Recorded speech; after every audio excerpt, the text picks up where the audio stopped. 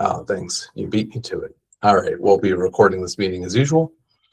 Welcome to the Mitigation Working Group of the Maryland Commission on Climate Change. I'm Mark Stewart, Climate Change Program Manager at MDE. Happy to be hosting and facilitating everyone today. Is there anyone who's with us who's standing in for one of the MWG members today? Hey, Mark, this is Ed Hirsch from BGE standing in for Sonia Harbaugh today. Great. Thanks for joining us, Ed. Yeah, if you're putting your hand up to indicate that you're standing in, go ahead and why don't you unmute and introduce yourself to the group. Good afternoon. This is Pauline Rees. I'm standing in on behalf of Mark Schubist with the Office of People's Counsel. Welcome. Thanks. I can't imagine why energy companies and People's Counsel would be busy on the day that the big energy bill is being heard in Annapolis. And I'm Kevin Coyne with Maryland Department of Natural Resources, sitting in for Elliot Campbell. Yeah. Welcome, Kevin. Thanks. Thanks.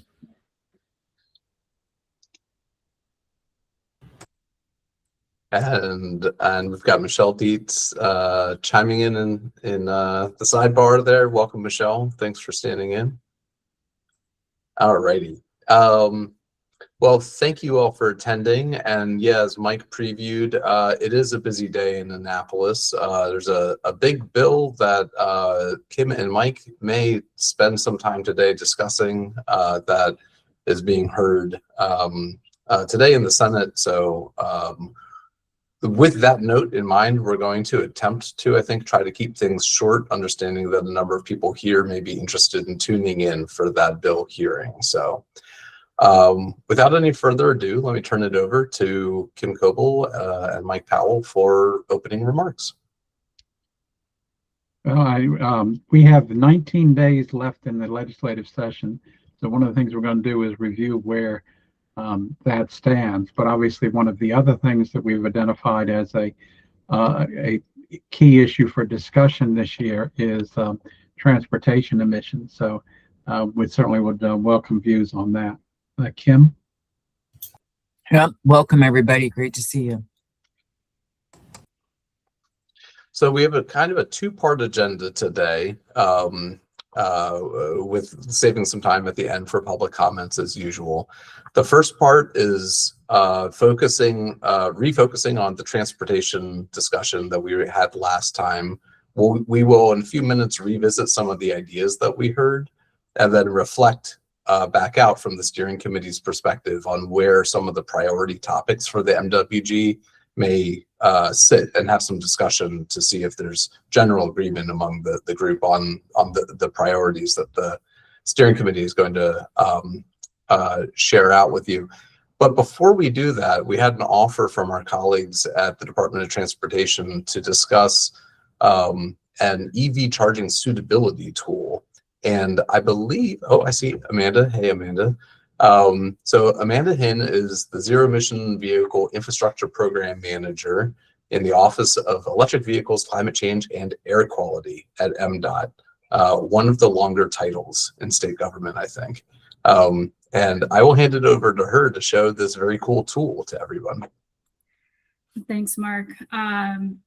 And I have the honor of being the first presentation after everyone's lunch break, I'm sure. So let me see if I can get this to work with the whole Teams versus Google thing. All right. Am I showing my slides? Yep. All right, cool. So today I was asked to talk to you all about this suitability tool that we released back in November to help inform planning decisions regarding publicly available EV charging.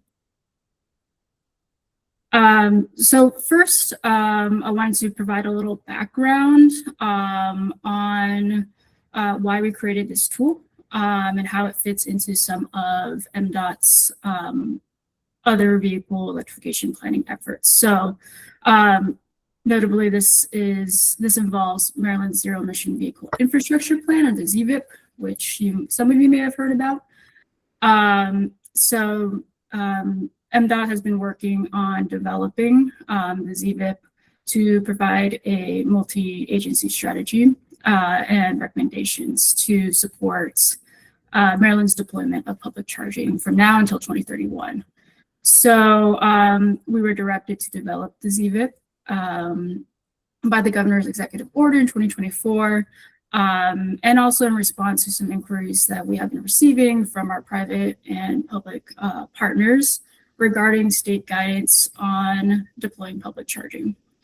And so as part of this as part of this plan, we created the suitability tool to provide an interactive resource for our partners. So this is just a little more background on the ZVIP.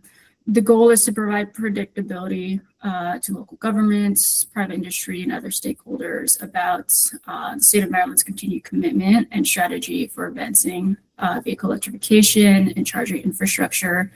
And we have sort of collected a lot of stakeholder and public feedback over the past year or so, and also consider some of the ongoing federal policy and market uncertainty when looking at Maryland's plan, and it evaluates a range of public charging needs for the next 5 years.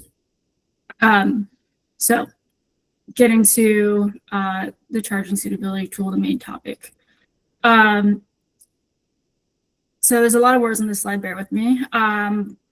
I wanted to sort of provide a framework of what the suitability tool does and does not do first, before we sort of go into what it looks like.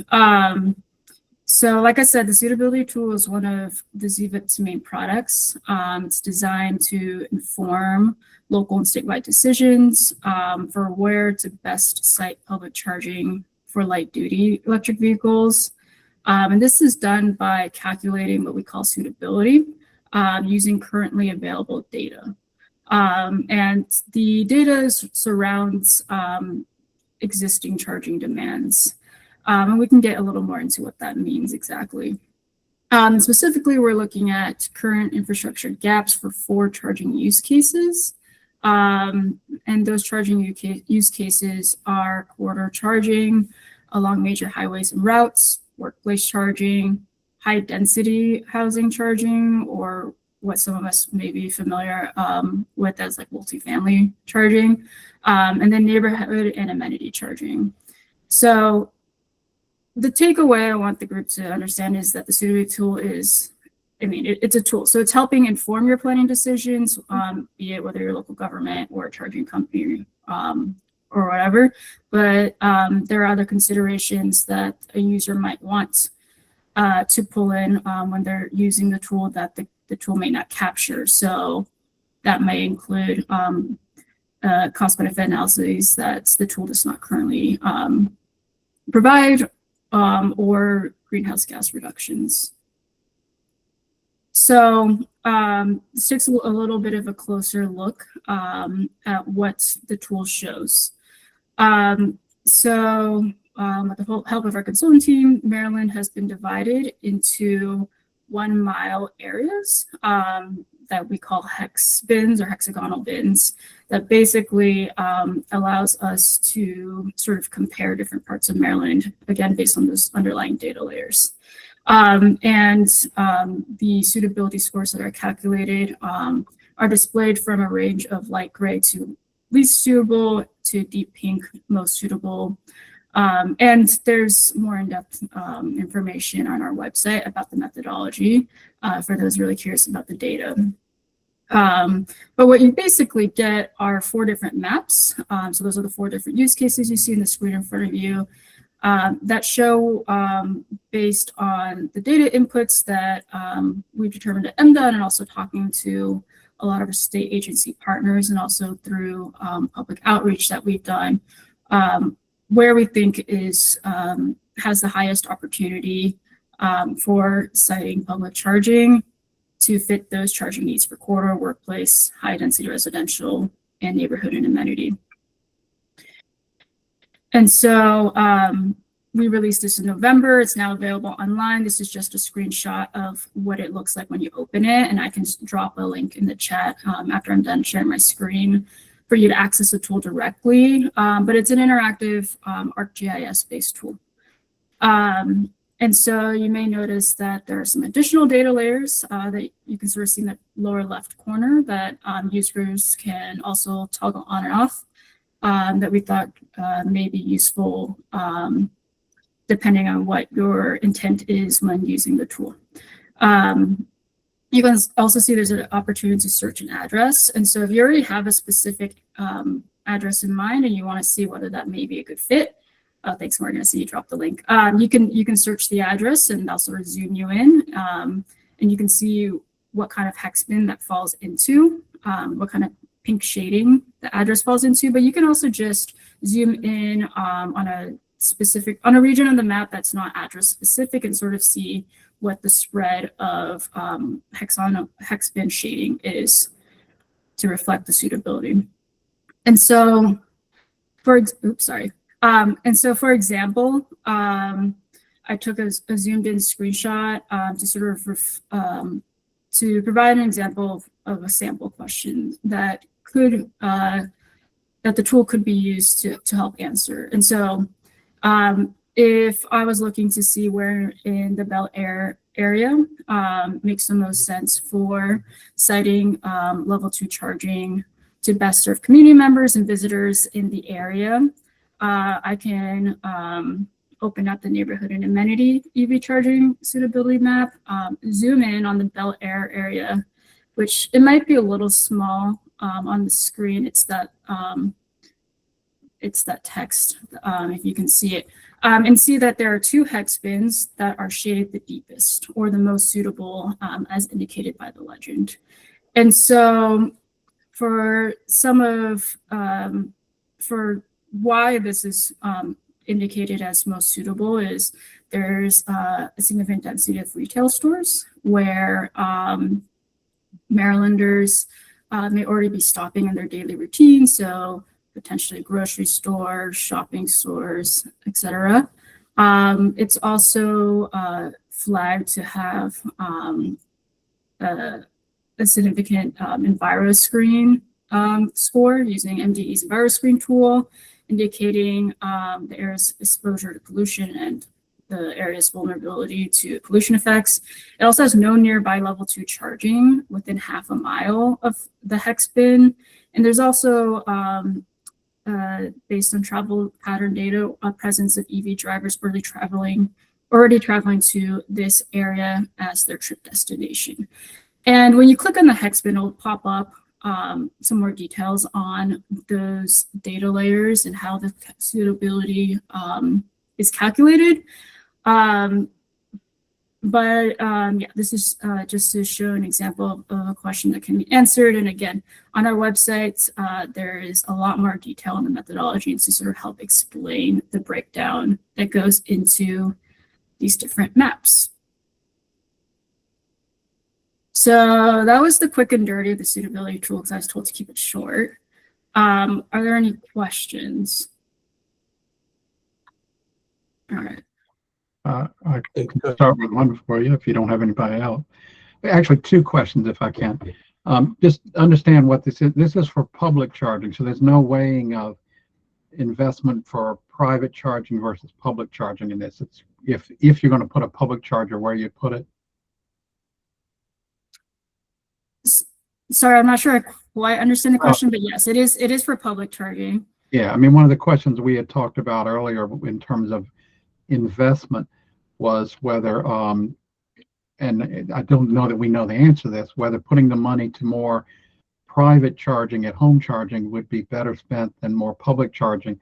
But this goes to once you've decided to put in public charging, where you put it, right? Yes, that's correct. And the second question was about sort of weighing, because I see you're looking at things like the EJ score of a particular location, and how many EV drivers go there, and of course it can be inversely related, right? There's more EVs in Silver Spring than there are in Curtis Bay, but there's obviously the EJ score of Curtis Bay is much worse than Silver Spring. How do you balance those? I mean, what's the weighting of one versus the other? Yeah, let me see if I can pull up our user guides that sort of gets more into that weighting and sort of show you. While I'm doing that, like I said, we did bring this forward to the ZVIC interagency work group. So MDE, MEA, and quite several other state agencies were part of those calls to sort of agree upon a weighting and methodology. And we do have it published online. 1 second. So for example, if you can see this, so what I did is, and I don't know if this link was dropped in the chat yet, so I can do that if not, is we have a landing page that's separate from the actual GIS map that sort of provides some background information as well as access to each suitability user guides. And within each of those guides, you can actually sort of see the methodology, the weighting, and the source of this data. Oh, thanks, Colleen. Yeah, Colleen's team from the Michael Baker International has helped us develop this tool. And so you can see that here. And yeah, this was informed by state agency discussions and also some of the feedback we received from a survey that we issued last year. I will also note while I'm here that there's a feedback form opportunity at the bottom. And so this is a good opportunity to also ask other questions or suggest other things for us to consider, because we're definitely interested in refining the methodology better. What's currently available online is the first iteration released in November. We're getting ready to do an update in the next month that sort of just reflects more recent data and our more recent corridor approach through the NEVI program. But we will continuously be updating this tool on an biannual basis. And so we welcome others' thoughts as we work on improving this tool.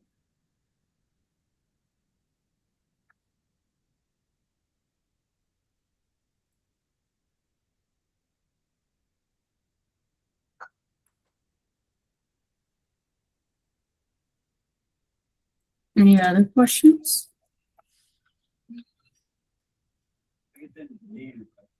Doesn't sound like it.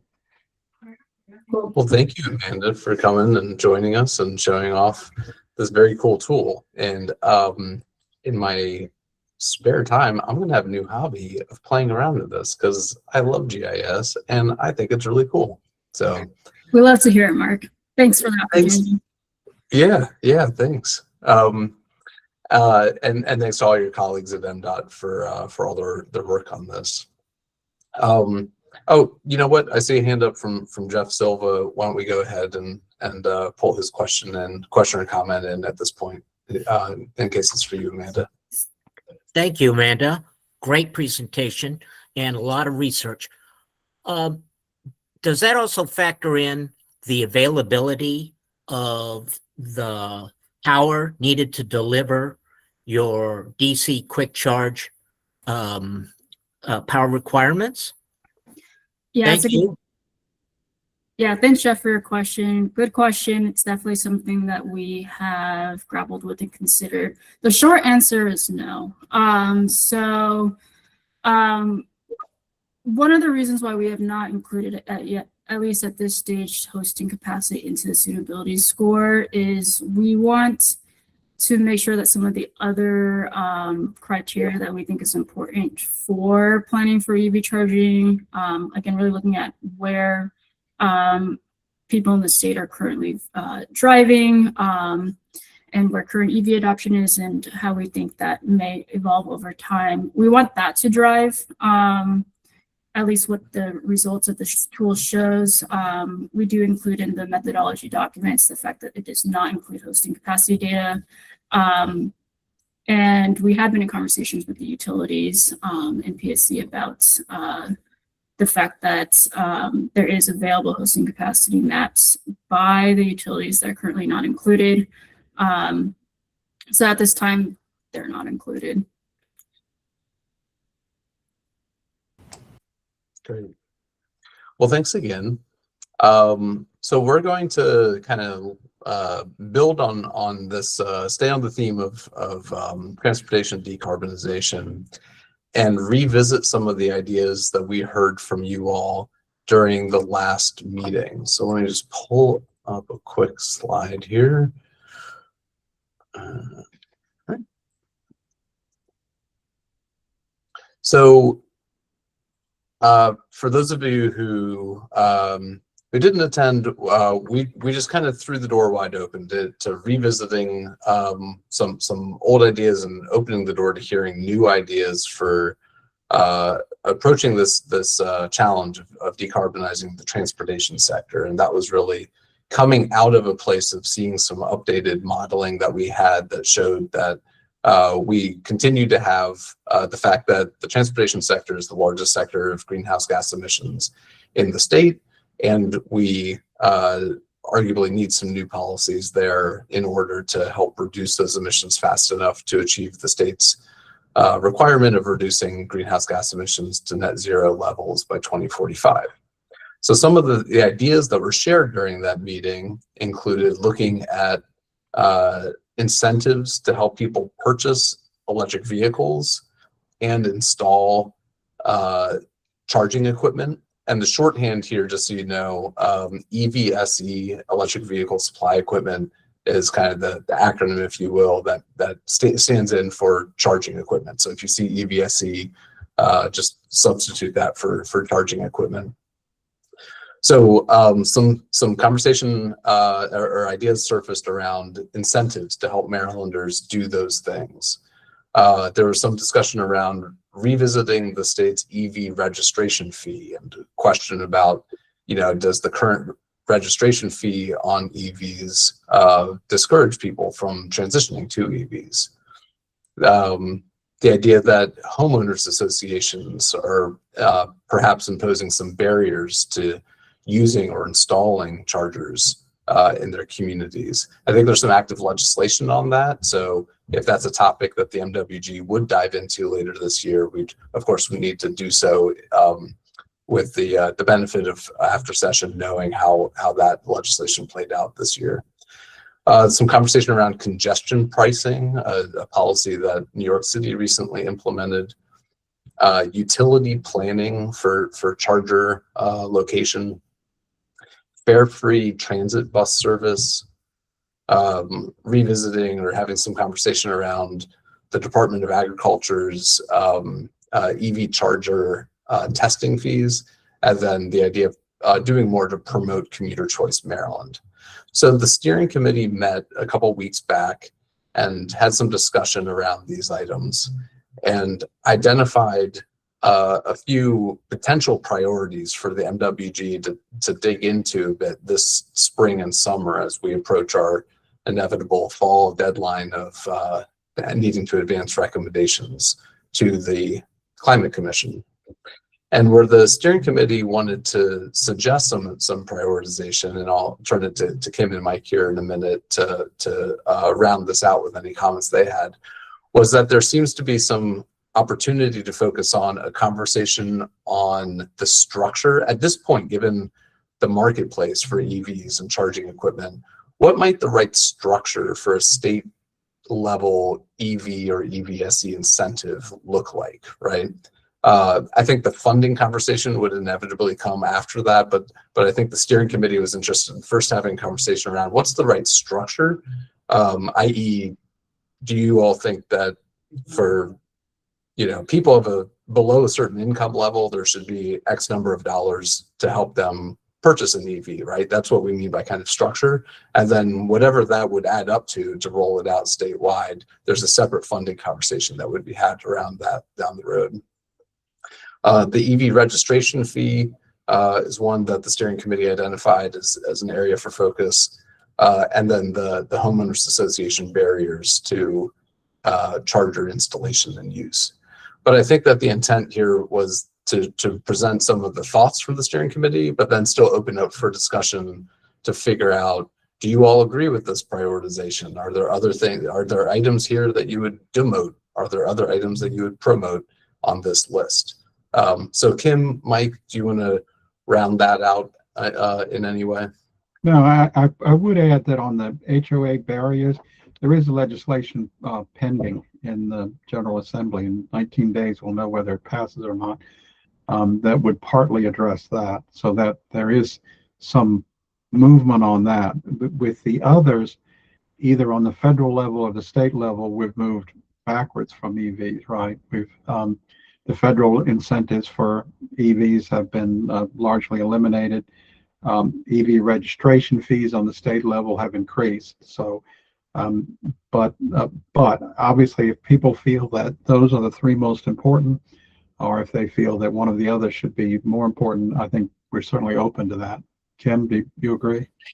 Yes, definitely agree. And the only other thing I would add is that as we kicked around these ideas and talked about it, that there was a consideration for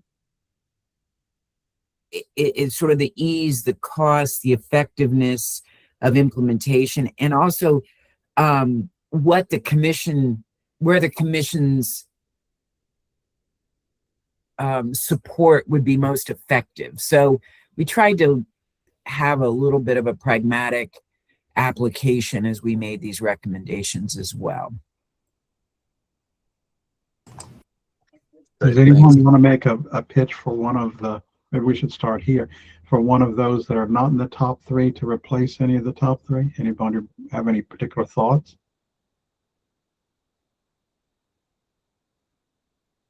It's a very quiet group today. I think they've been spending too much time in Annapolis.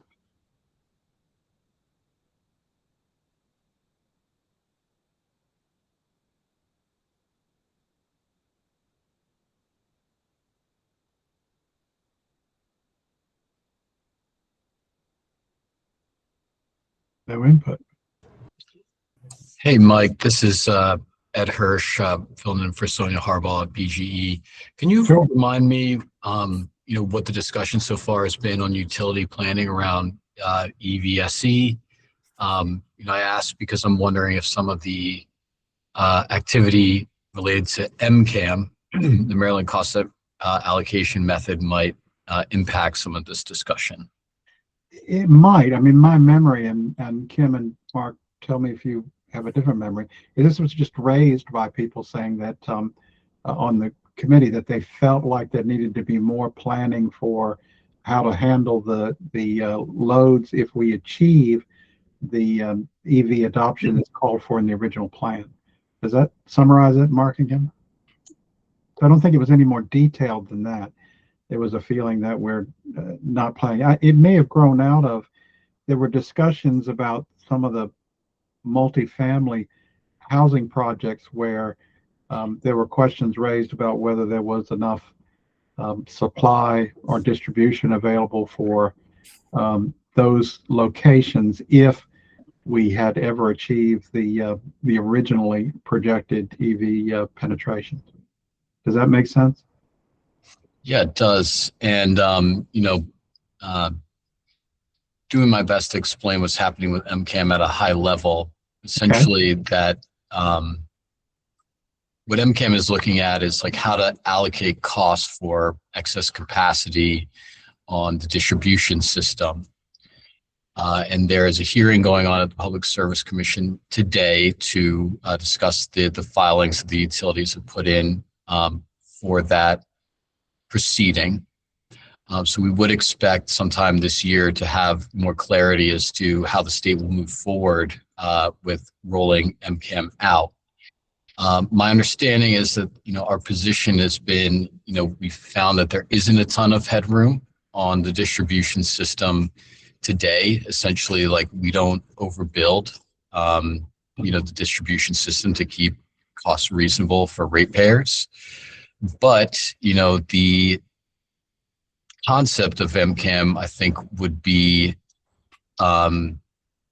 advantaged and possibly easier to roll out if there was some strategic planning about where things like EV chargers may be located, and building the capacity to get to them may cost less under the new MCAM rules may be, or could be advantage in possibly creating some headroom that could take advantage of what comes out of the MCAM proceeding. So I think that this might just be something to keep in mind, as we set our priorities for the year. Let me ask a follow-up on that, because does the difficulty of the planning and reserving sufficient capacity change if we're talking about public charging or home charging? Right, the public charging will be in use many more hours of the day and at much higher capacity than the home charging. But on the other hand, the home charging may be a lot of units, whereas the public charging will be fewer. So I'm just trying to see, does that weigh into that? It would, because the concept is essentially like, how can we, for distribution that has more headroom, which might in theory be on the those feeders that are serving the residential need that you're describing, may have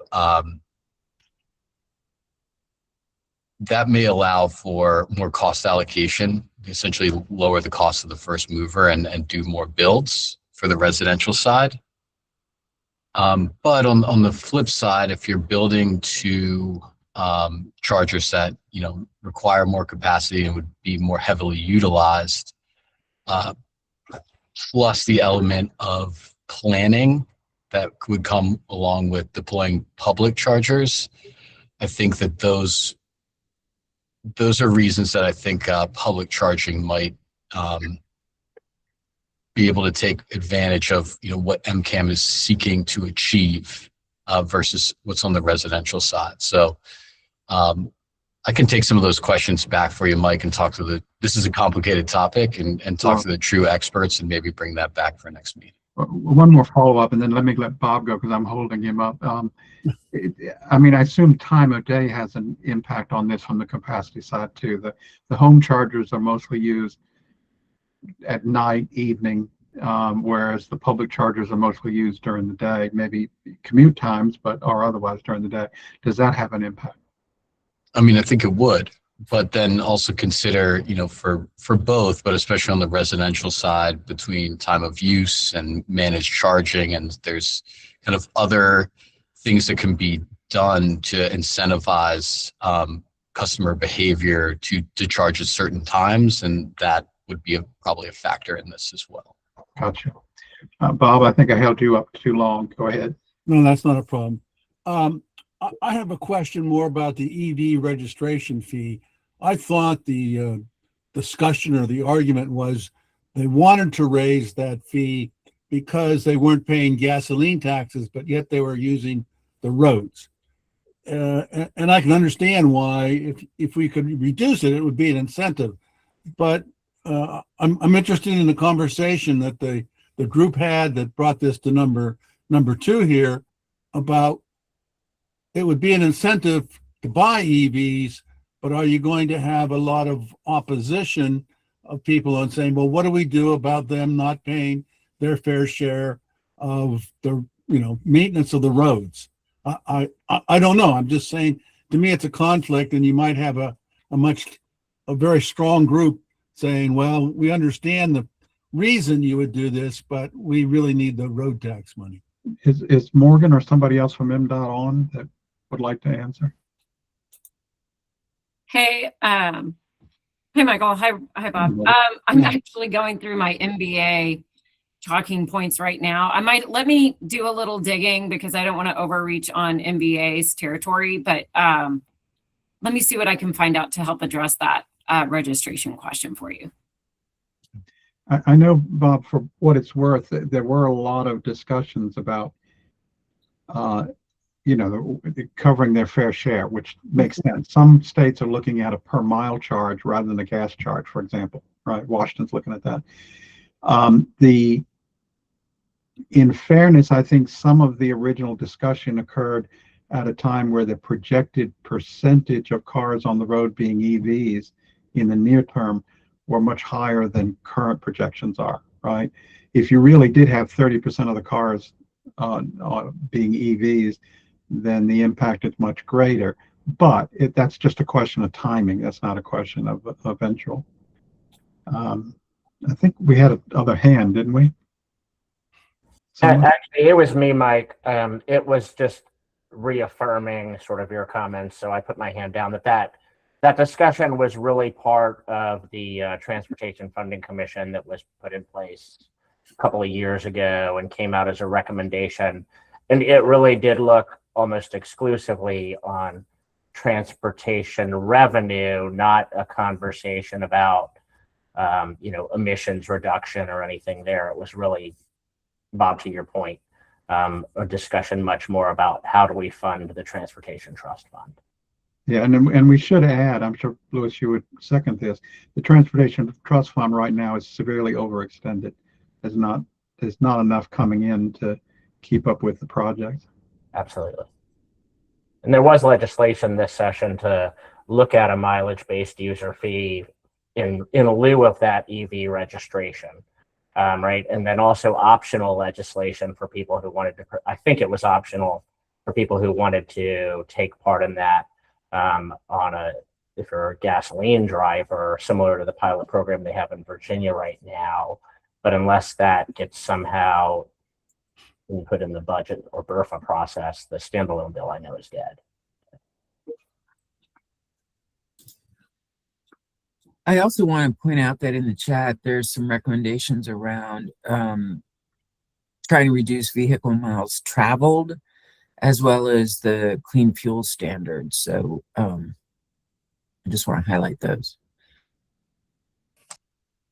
Yeah, thanks, Kim. And one thing that I threw on the slide here, the Climate Commission last year recommended that we study a clean fuel standard and consider what would that look like in Maryland. That is something that that we still intend to do here at the MWG. So we're taking some steps over on MDE side to set up some technical support to be able to bring some consultant advice on that process.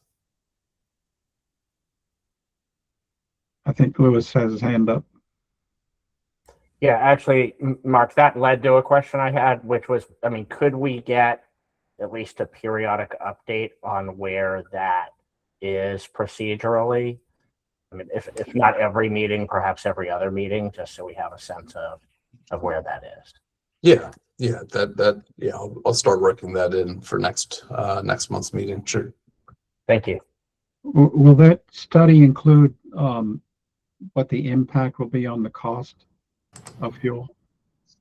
It's primarily a cost benefit analysis, but it's still being scoped right now. So if the scope of work is locked in by next meeting, maybe that's something that I could bring to the group so that you're aware of what's the scope, who's the contractor. I would favor that. Yep. Okay. So, but between I think if we spent a while on this topic, we'd probably hear continued support for all of these good ideas. Between spending some time between the few monthly meetings that we have between now and when recommendations are due, already doing some bit of a deep dive into down the road here, once we have some results on the clean fuel standard, that's going to require some time. I think that we should try to figure out, ideally in the next few minutes here, if there's general agreement on the EV and charger incentives, the structure of those being priority. Already sounds like there's some good thought around the EV registration fees being on that list.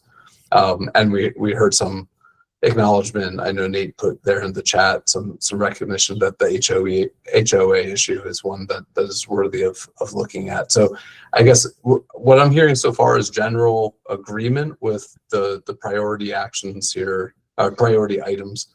But welcome to hear any other voices on that topic.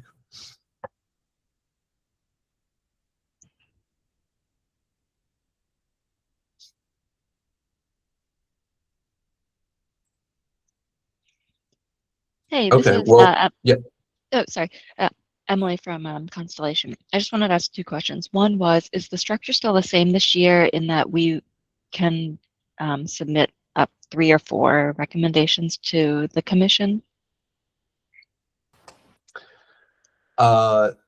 great question. I think that at the commission level, they're working toward a similar process of last year of having. I'm seeing nods from people Yeah. who are paying attention better than I was in the last commission steering committee meeting. So yes, yeah, aiming for that short list of recommendations. Yeah, Okay, great. the steering committee for the commission thought it was much better last year than it had been in prior years in terms of limiting the number of recommendations. Okay, great. Just curious. And then 2, for the priorities, will it only be transportation this year, or is the mitigation working group open to like hearing other or talking about other recommendations? I think last year we had like 12 or 13, something like that. I don't think the decision was made to limit it to transportation. I think the discussion had been that people felt transportation was a priority, but not alone. I do think one of the things we're trying to encourage people to do is not wait to the last minute and put in something and then not have given the group a chance to talk about it, right? Which sometimes happened in the past. We would, at the final meeting, get requests for recommendations and nobody had talked about them. And so we didn't provide a filtering level for the commission. Okay, understood. Thanks. So I guess that's a way of encouraging people to bring in ideas sooner rather than later, whether they're on transportation or not. I see Jamie's hand. To that end, I think we're also hearing from the legislative leaders that they'll be looking at potential comprehensive RPS reform next year. Mm-hmm. And so that I think would be worth discussing among the mitigation working group. I think, make the recommendations, make the suggestions, because we've always tried to run this group as what is the majority of the group want to focus on.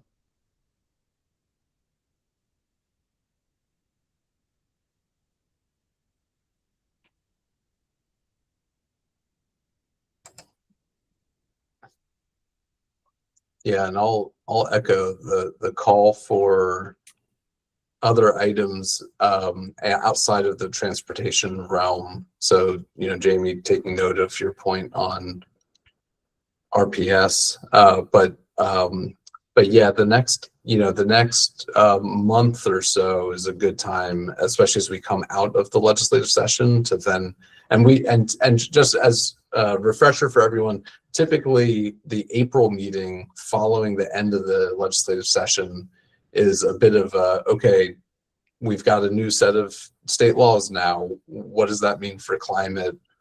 What are the opportunities and gaps?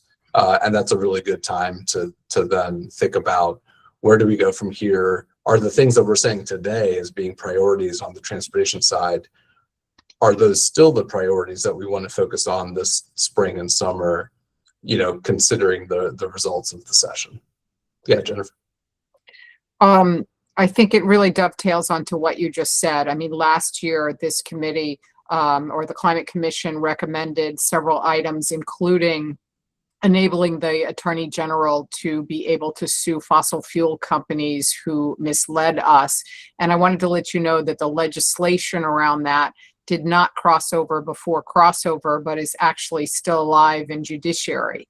That there was a letter from both the Attorney General and Secretary McElwain to push the bill, and the governor's office has indicated that with those amendments, which are considered friendly amendments, he would sign that bill. So that's still very much something for people to hopefully engage on and support, something the Climate Commission did support previously.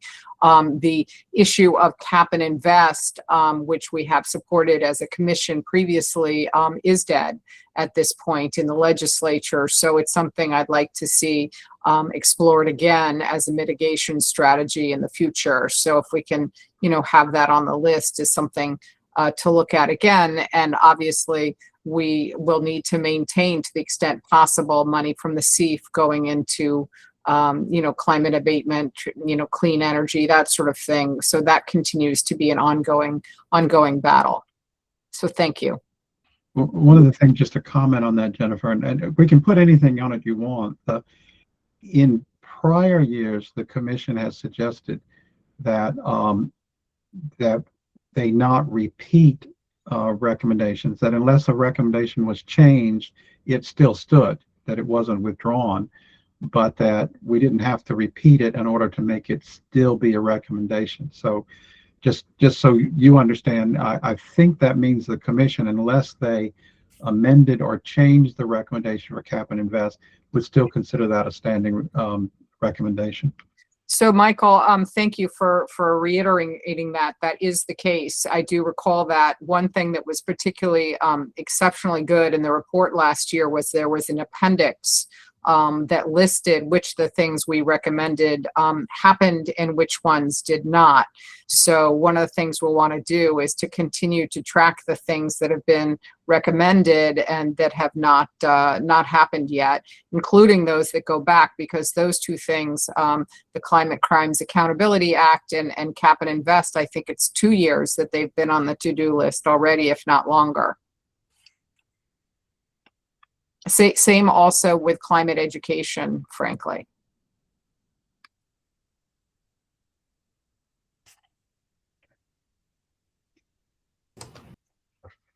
Great, thank you for flagging these items. Just picking some notes over here. Okay, well, there'll be another opportunity in April to flag items for the MWG's focus for this year. Again, open call. Feel free to email me or the co-chairs if you have any thoughts between now and then on areas where you think the MWG should focus. With that, perhaps we turn our attention to the second part of our two-part agenda, which is our annual March meeting Bills on the Move overview, the Kim and Mike show. So, Kim, I think you drew the short straw, and you were going to go first. I definitely got the short straw. So it's hard to summarize right now because there's a couple things happening in the energy emission arena, but Mike and I will go through at least the top lines that we're aware of. And I believe we are going to be joined by Ian, who will talk about how we're going to pay for everything and what's happening with the CEF. So he'll be providing that color commentary on that. The reason this is a bit of an odd year is that there have been roughly, depending on how you count it, either 7, 8, or 12 or 13 bills that dealt with some aspect of energy. And they, in part or in totality, have been grouped into one big bill, House Bill 1532. And the hearing is happening as we speak in the Senate. So the bill, they created the bill and it passed out of the House and is now in the Senate. That bill is huge, I think 104-page bill or something, very comprehensive. I will not repeat the descriptors that I have heard defining that bill, but it is enormous. And so there's things that probably you're going to like, there's things that you're not going to like, there's things that you can kind of live with, there's things that look like deal breakers. And depending on who you are, the time of day, that's in flux, and that's what's happening there. So we have prepared a chart for you that touches on various bills that got subsumed into the big 1532, as well as highlighting the energy kind of utility stuff. There's I will own this because I did the first version of this thing. So there's a slight conservation bias built into this. So I'm not, other people might have worded things differently or might have a different perspective. So I'm just owning that. That's me. Next time you do the chart. So, all right, Mark, can you pull it up? Okay, maybe, let's see. My screen's a little weird here. So HB 1532, definitely encourage you to read it in your spare time. So if you look at utility accountability, this was one of the big bills that came through HB1, SB2, and those bills got incorporated in HB 1532, and it basically says what utility expenses can ratepayers pay for, what should they be paying for, and what shouldn't they be paying for. One of the big ones was executive salaries and bonuses, and that was capped, and so that came over into 1532. HB 897, SB 386, that requires Maryland utilities to join the PJM. If they do it voluntarily, there was an adder to pay for that, for them to do that.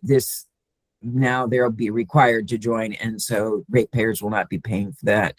HB 540, this is a transparency measure so that the consumers have more clarity about what is in their utility bill and what is causing rate increases, etc. Then what was in the original bill, it prevents utilities from using a forecasting year as part of its multi-year rate making cases, which again helps to reduce impact on ratepayers, which was the huge motivator in this bill. No doubt about it. The speaker in particular was very committed to reducing bills every month. Next, can you scroll up there, Mark? Thank you. Grid efficiencies. This was in the original bill. It's the strengthens the Public Service Commission review of overhead transmission line proposals and requires applicants to show that they have evaluated alternatives, for example, the use of ATTs or routing options, etc. So better process there. HB 928 closes a loophole regarding underground transmission lines. Those were both incorporated into the bill. On energy generation, HB 1104 was included, streamlines the permitting for rooftop solar so that we can expedite that a little bit more. In the original was to create a pathway for net energy metering. Senate Bill 841 introduces a reversed auction for solar financing. There was a bill on the House side to build an escrow account to provide solar financing, and the Senate bill was to have a reverse auction, and that's in the bill now, the Senate approach. HB 345, SB 341, that was to, they pulled part of that bill, so introducing a balcony or portable solar program in Maryland.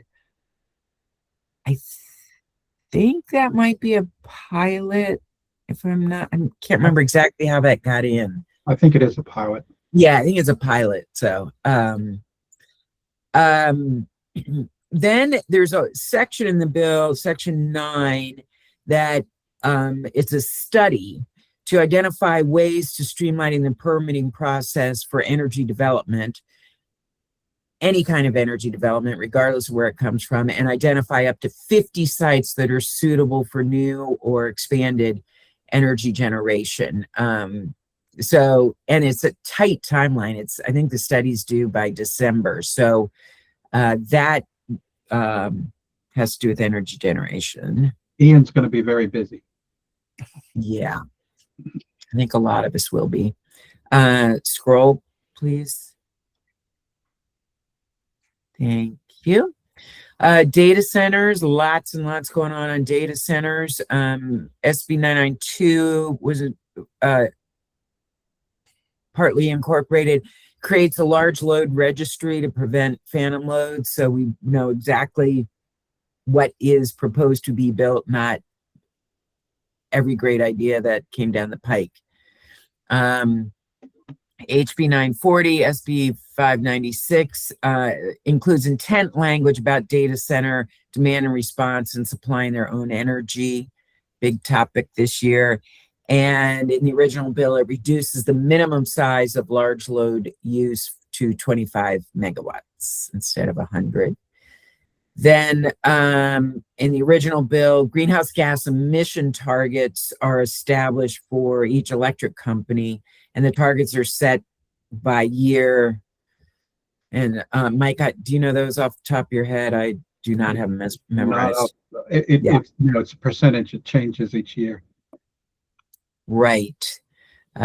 Through 20, well, no, it goes on and 2030 at least. Yeah. Yeah, I think even beyond that. Then the other thing that's in the bill is they create a zero emission credit, which is equal to the environmental attributes of a 1 megawatt hour of electricity that is derived from nuclear. So that's a new aspect of it. As I said, there's parts of probably 12 or 13 different bills in here, so it's comprehensive. Yeah. So, Mike, do you want to go through the items you have? Yeah. Just one quick comment on this. That normally when we're making this presentation, we're telling you what the odds are that a particular law will be passed.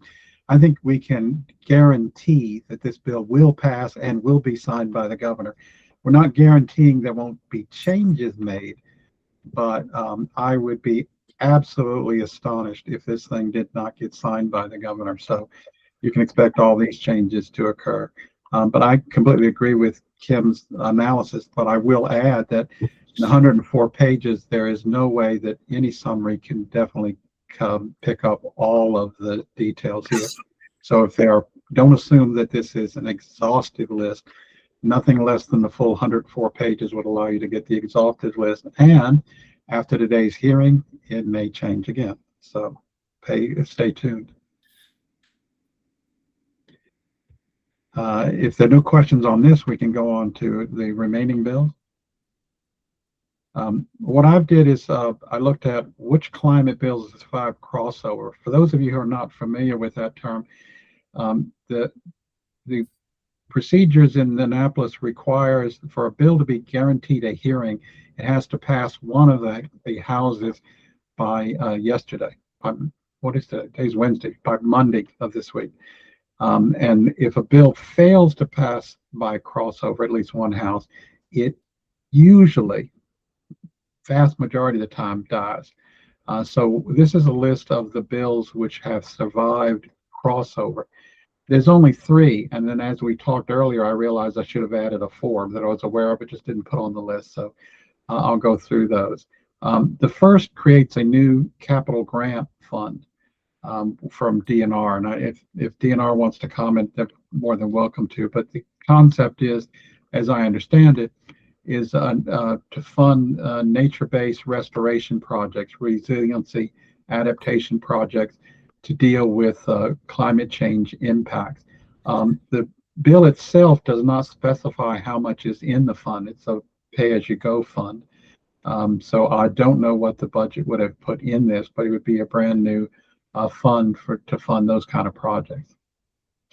Scrolling down, HB 437 is a significant bill impacting transportation. Basically, what it says is that for projects that are going to cost over $100 million, have to do an analysis of the environmental impact in terms of additional vehicle miles driven and greenhouse gas emissions, and then provide an offset in terms of multimodal transportation to reduce the greenhouse gas emissions on a net basis to a point that complies with the climate plan, including the net zero plan. That has passed one house and it's pending in the other house now. There are a number of exceptions in it. It grandfathers out most all of the projects which have gotten or pending now because they've gotten through a certain planning process. It also exempts out the Chesapeake Bay Bridge replacement. And as I said earlier, it only applies to projects above $100 million in estimated cost. Scroll down. This one, there's two listed here, but it's the same bill, just in different, one's in the House version and one's the Senate version. This provides for the University of Maryland to do a study of the relationship between climate change, homeowners insurance, and emergency preparedness. I think it had an estimated cost of about $200,000 to do this cost. I don't know if anybody from University of Maryland is on and want to comment on it. This one seems certain to pass, and we'll do a study of that particular issue. And then I'll make one addition that is not on this bill, and it just occurred in my list, and that's HB 405, which is directly relevant to one of our priorities, which is why it's surprising that I forgot it. That is a bill about HOAs and condos and EVs.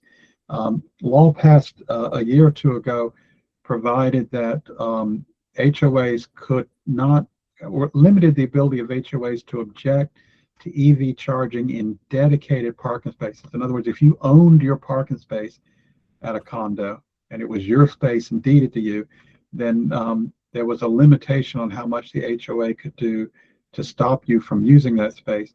However, that bill did not stop the HOA from forbidding charging in public spaces.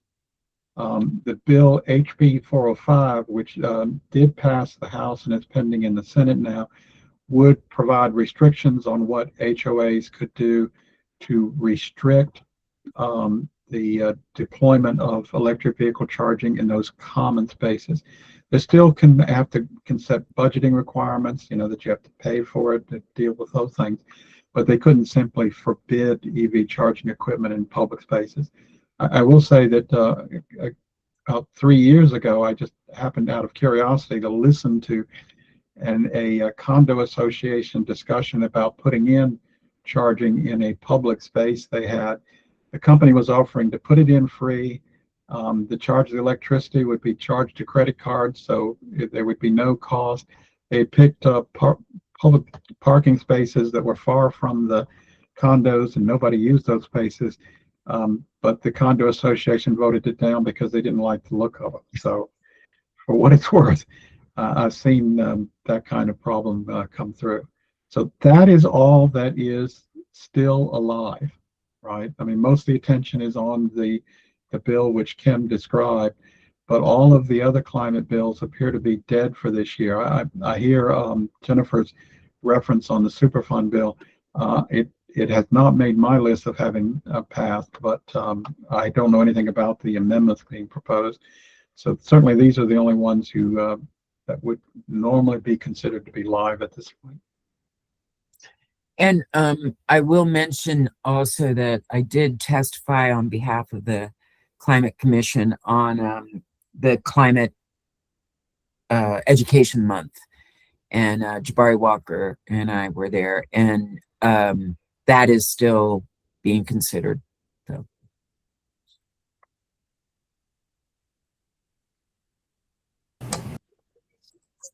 Well, And thank you that's both. everything we have. Yep. It's not a long list this year. And I think, in fairness, I think affordability and a particular energy affordability absorbed most of the oxygen in the room down there this year. So I don't think there was a lot of leeway to consider anything that didn't involve those issues.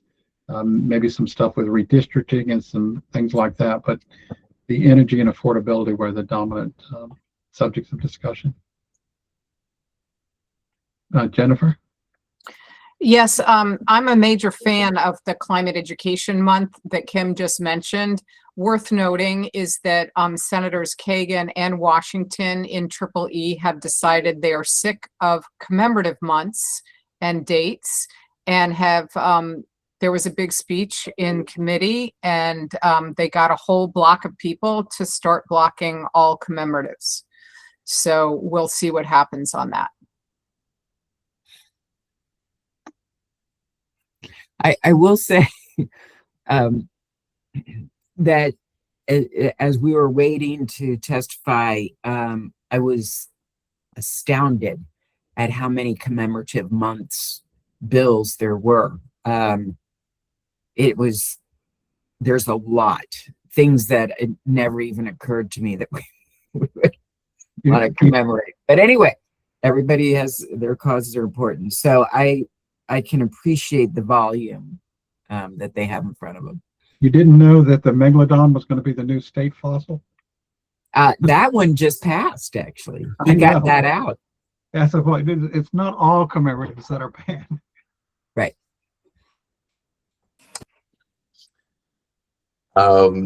I think you were going to put Ian on the hot seat, and I wouldn't want him to get out of this meeting without having him have that opportunity. So he actually sent me an email asking if he could do this. So Ian, it's all you. All right. Well, we won't test the veracity of any of the statements made on this in this meeting. So I'm not fully sure exactly what you want me to talk about. There's obviously well, I'll say this: this will be a record year in Maryland, at least publicly, for climate investment. I feel very confident in saying that the budget just of MEA will be a record. The way it went in, requested was, well, let me just say this: the budget's not finalized, so I should always preface that. I think the House passed the budget today, so it's still got to go to conference committee, but there haven't been any changes to MEA's budget except going up. So it came in at around $399 million, and as you may know, for those who are not steeped in Maryland Energy Administration budget, the vast majority of that is for grants for clean energy, for energy efficiency,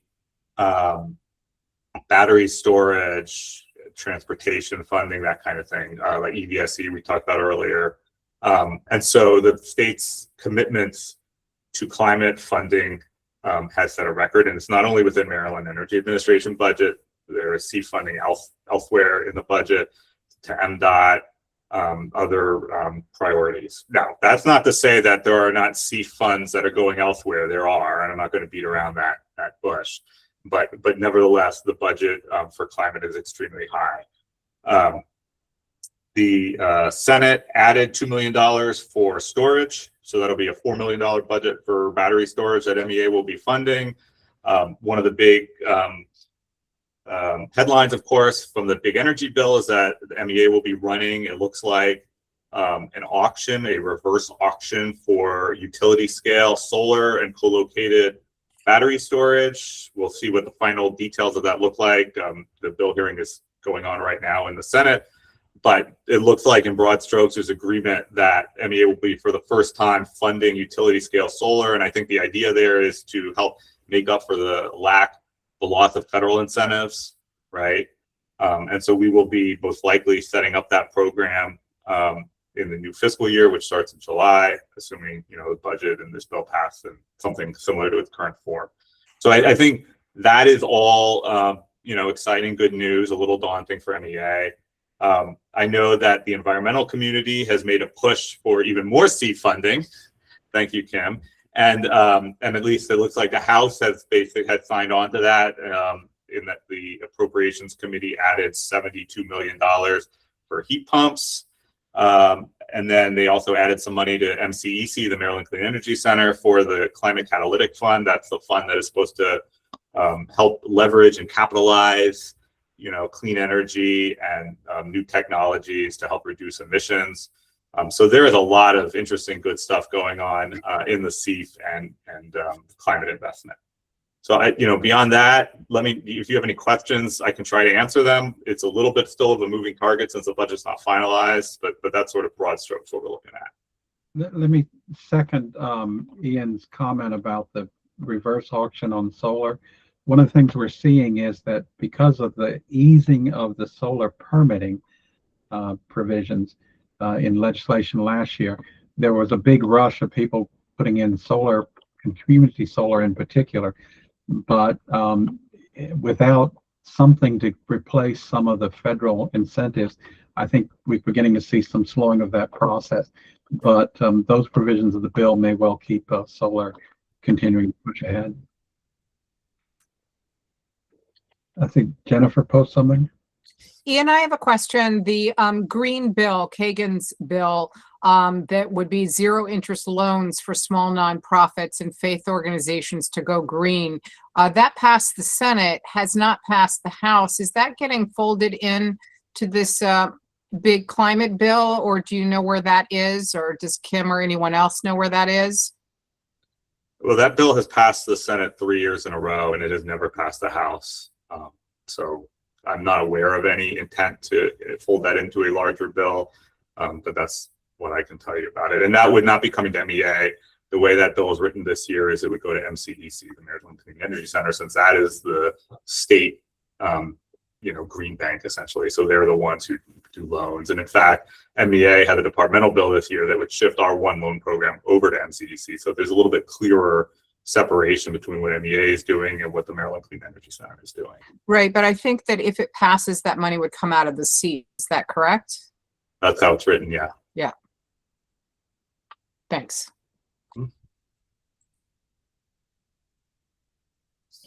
That's all the news from Annapolis. Well, thank you very much, Kim, Mike, Ian, for that update. If there are no other questions that anyone has for our wonderful panelists, we can move on to public comments.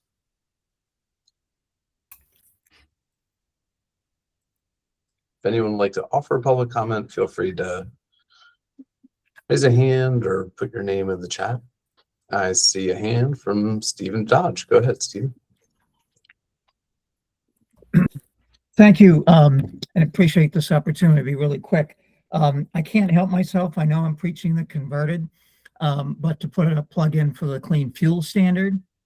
I missed the meeting last month because I was testifying before a New York City Council committee on kind of baking in renewable diesel into their local city ordinance. New York City, I think, is Exhibit A on the East Coast. They don't have a low carbon fuel standard, but they have, through a combination of electrification and using biomass-based diesel, have lowered their fuel costs for the city. Now, this is thousands and thousands of vehicles, 8,000 to 12,000 vehicles that are just diesel. Between electrification and switching to low carbon liquid fuels, they've lowered their fuel costs and they will meet their standards, their goals for 2025 emissions carbon reduction goals. So I think that's just one example of how biomass-based diesel will help, particularly in the heavy duty transportation sector, and clean fuel standard will help promote that. The one thing and I'll send this to you, Mark, and if folks are interested, you can determine whether you want to disseminate it, but Stillwater Associates, which is a well-known energy consulting firm, just completed a study on the LCFS programs, which are really clean fuel standards because they're transportation only, in California, Oregon, and Washington. It was simply a price study, and we all know prices on everybody's mind. And the conclusions of that study was that prices did go up, but by a very small amount compared to what was projected. I think those of us who are watching, particularly Oregon and Washington, the newest programs, saw projections that were kind of crazy, 70, 80 cents a gallon. That never materialized, and it was much, much less than that. So yeah, prices did go up, and that remains the case as long as you're comparing it and using fossil fuels.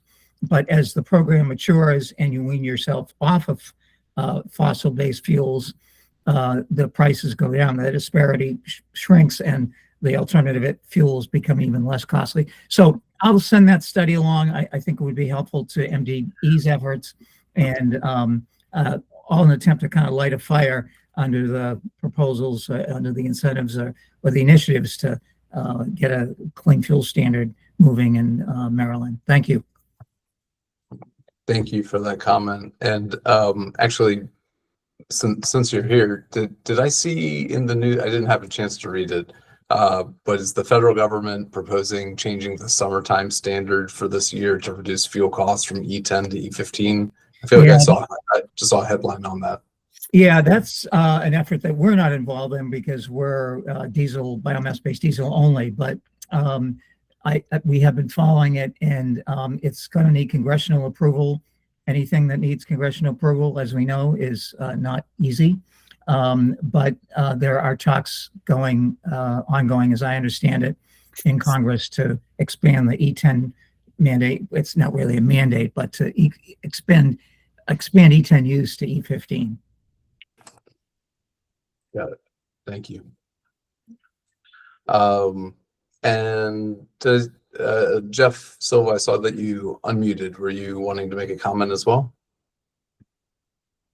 No, thank you. But please carry on and get to the General Assembly as you all need to. Bye. Thanks, Jeff.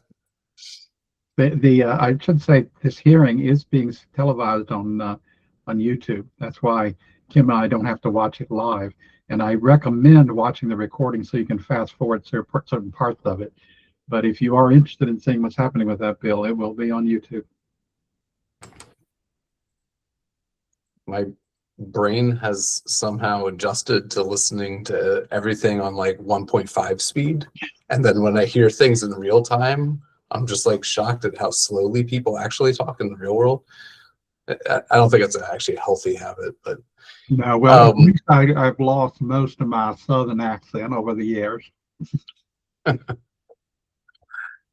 Are there any other public comments or any other comments really from anyone on the line regarding the agenda from today's meeting?